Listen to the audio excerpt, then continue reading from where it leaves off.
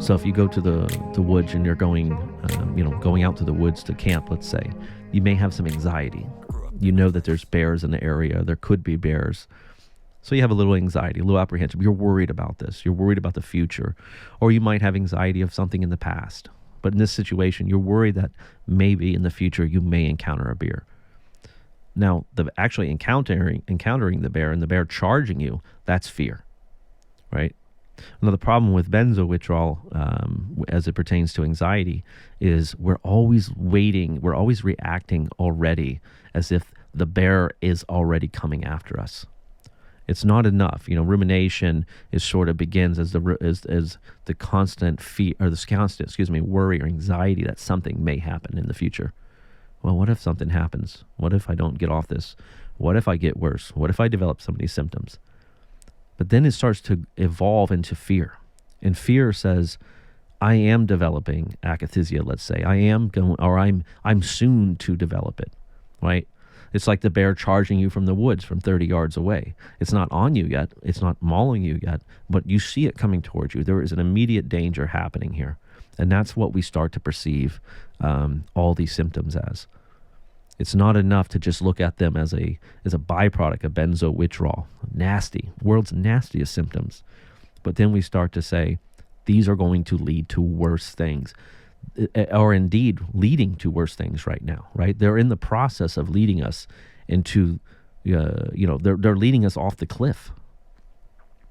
So while I may not have full akathisia now, well, I've got a lot of restless energy, and I know that's in your mind. I'm afraid, I'm fearing, I'm reacting to this idea that this akathisia is coming, or that when I jump off this last dose, everything's going to fall apart.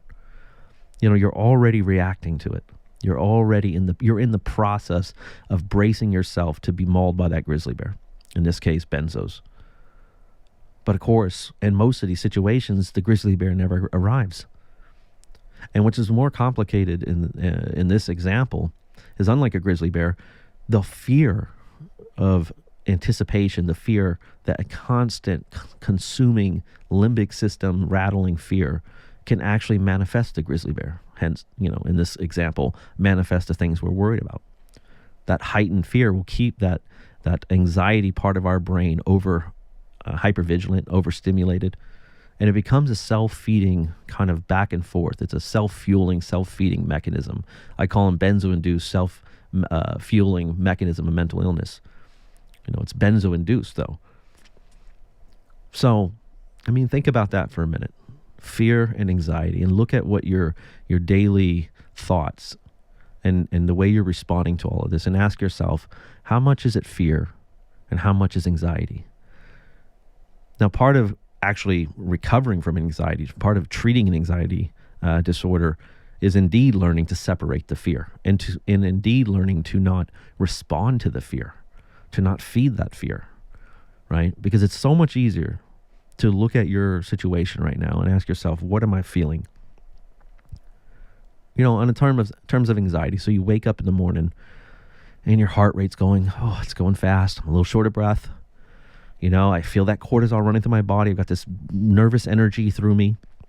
My stomach's in knots. My vision's all kind of, the aperture's wide open. I got this blurry vision, or maybe a little brain fog. I've got some ringing in the ears. Got some nerve pain, right? But then the fear jumps in and it says, you're not going to heal. You're doing permanent damage. You've got a neurological dysfunction, right? What if it's a brain tumor? What if it's this? What if it's that? What if you can't do it? That's fear, and it's different than anxiety. Anxiety is worry, right? And again, there is a considerable overlap here. So in some ways, it's almost like in the middle, we may be playing semantics a little bit. Because sure, when you're anxious, you are fearing, right? Like I said, there's a little bit of an overlap there, but distinctly a fear. As I'm looking at it as a bigger, more distinct feature of this thing, one that has much more hardwired into the limbic system. Like I said, there's a difference between going camping and being afraid that you might encounter a grizzly versus the feeling of watching a grizzly bear charge after you, right? Very different. And the feeling of a grizzly bear charging after you That's hardwired into our brains. The brain, as far as storing trauma, having a trauma response, changing chemicals hormonally, chemically, physiologically, and the brain changes during a traumatic event or a complex, prolonged trauma, traumatic events, as it will be. I mean, imagine not getting mauled by a grizzly bear, but if the grizzly bear took you and held you captive in his cave, and you were there for weeks, starving, as this grizzly bear just kept taunting you, and you never knowing if he's going to eat you, and then you finally escape. I mean, that trauma, that's that complex, prolonged trauma. Yeah, you were never actually hurt, per se, in that example. You were never actually mauled, but the threat, that constant threat. And that's what a lot of us are dealing with going through this. And again, that's even, it's tough when I'm doing these talks and doing these videos, because everything I'm talking about always in my mind, I can see where there's, now there's this piece of it, God, we could talk an hour just on that. We could talk an hour on just the effects of PTSD or complex PTSD and trauma as it pertains to the limbic system, how it relates to our automatic responses and reactions to our symptoms, all of this stuff. It's really hardwired. But there is a big difference between fear and anxiety. And if you want to really do yourself a service here in your recovery, learn to separate fear from anxiety. And it first begins by just being able to differentiate, see it, and asking yourself, am I afraid? Am I being carried away by fear? Especially fear. Now, this is where it gets even more complex. That fear is an actual response to the hormones changing in your brain. Right? So it's not even 98% of the time, it's not even a valid fear. It's no different if I had a needle and I snuck up behind you and I injected you without you knowing, full of cortisol and adrenaline. And suddenly you could be sitting there reading the paper on the bus and you would start to feel, oh my God, this bus is going to crash. Somebody's going to attack me. Something horrible is going to happen out of nowhere. Right? That's bigger than an anxiety disorder. You were sitting there reading. Right? So think of it that way. Like, this is what's happening all day. You're just sitting there, boom, adrenaline, cortisol dump. Suddenly you're overwhelmed with this feeling that something horrible is going to happen. And your brain always looks for it. That's the other thing. So this is what I say about differentiating the fear from anxiety. One part of the recovery process is being able to say, oh, okay, that's just a hormonal dump. It's causing these feelings. I don't need to feed that. Feels awful, right? But I don't need to feed that. Like if you were on the bus and I shot you up and you go, oh, okay, the bus isn't going to crash. But boy, I feel like it is, man. Wow, that hormonal, that cortisol and that adrenaline is something. It starts with being able to differentiate those two things. And I always say, like, a panic attack and these things, they operate by hitting us unconsciously. They operate when we don't realize that there is a difference happening there. And we just immediately begin to react. Knee-jerk reaction. We panic, right? That's the whole idea of a panic, is to panic. We think of it as just a cluster of intense symptoms, but there is a panic involved, indeed, a real panic. You freak out and lose it. Of course, recovering from panic disorder is learning to differentiate and look at your body and say, okay, it's almost like having low blood sugar or some other kind of physical ailment that you're allowing to run its course through your body, and you're refusing to engage it and feed it any more than you need to. Right? So it's a big part of learning to not fear the anxiety. And indeed, when you talk to someone, like even myself, right? Like, I had anxiety disorders before benzos. I had them on benzo and didn't actually get rid of my anxiety disorder. And I had it times 10, times 100 afterwards. And now I think my anxiety is probably lower than it's ever been. And a big reason is because I no longer jump off the deep end when I have those symptoms. I've learned to separate the fear from anxiety and say, ooh, it's almost a physical thing now more. Now, it still can operate the same way as anybody else. The wolf's still at the door knocking, just like it is for you, at times for me. But I don't answer.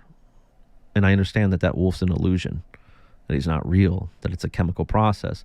Now, unless I'm actually panicking, again, over something serious, if I'm outside and there's a snake or a bear or lost a job or, something threatening in my life, well, that's a whole different process. That's healthy fear. That's survival stuff. But, I deal with health anxiety and things like that. And I've had to learn to separate the fear from anxiety. Is that a heart palpitation because I had too much caffeine, or because I'm stressed out or anxious today? Or do I have a pervasive heart problem? This is what I'm talking about. Again, and, my other video, I talked about skill set building and how important that was. That's a big piece of this too. I mean, it's not all of us are able to just go, aha, and separate fear from anxiety. I mean, there's a learning process, there's a skill set, and there's a lot of tools that we have to acquire and sharpen and learn to use, right? And then even then, over time, it takes time to build this thing. But eventually you do start to learn to separate fear from anxiety, and you start to see it as a physical thing. I mean, in fact, if you know anyone in your life, benzos or not, that have been, reportedly successful in treating their anxiety, ask them how. Ask them what it was like. And ask them if, probe the situation and see if it isn't much of what I'm talking about here. And you'll see they learn to not, fear the anxiety. They still may have anxiety. They could still have a panic attack, but they're no longer afraid of it. If it happens, that will suck. I'd rather it not happen. I'm going to work hard to prevent it. But I also understand that if I have a panic attack, that doesn't mean I'm going to die. It's the end of the world.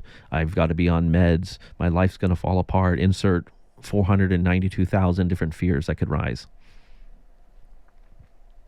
So just a little talk on learning to not fear anxiety, at least the importance of it. And I think it's a huge piece of this puzzle, and if you've been struggling. And I can tell you this, guys, and I really stress this, the overlap I've seen in, now working with probably 1,000 people or so all over the planet. I mean, in every situation you can imagine, the people that one way or another are able to separate fear from their anxiety have a direct correlation in a profound decrease in their benzo withdrawal symptoms. That's a fact. That is a 100% fact. I can tell you, yes, it's anecdotal, but I've seen it. We're not talking about a handful of situations. I'm talking about hundreds and hundreds of times I've seen this, and I've seen it happen rapid. So go home. Oh, you're probably already home listening to this, but nonetheless, work on removing that fear from anxiety, and you'll see. You'll get some relief.